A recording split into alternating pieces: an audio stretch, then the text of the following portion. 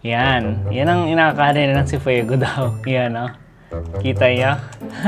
Ang dami nagkakamali na akala ako si Fuego. Fuego Gaming, ah. Kasi ang dami nagko-comment na akala na yan natin. Akala ko ML lang content si Fuego.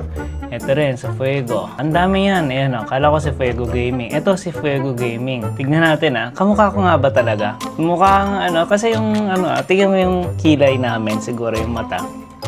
Pag ngumiti, kamukha ko ba si Fuego Gaming? Yan, no? Picture niya. Hanap po tayo ng picture na kamukha. Ito kaya. Oh, di ba? Kamukha ko yata, no? Ang dami nakakamali. Tapos ito sa video ko natutingin ito, ay nakatayo ako dito. Yan. Yan ang inakala ng si Fuego daw. Yan, no? Kita niya? Hindi natin alam. Malay mo, kapatid ka. Ang daming kapatid sa labas. Oh, pero yun nga. Ang dami, ang dami. Yan, no? Akala ko ML content na si Fuego. Akala ko si Fuego Gaming, di ba? Nakakatawa ang kulit. Eh si Fuego, tingnan mo lang 6 million yung viewers niya, no?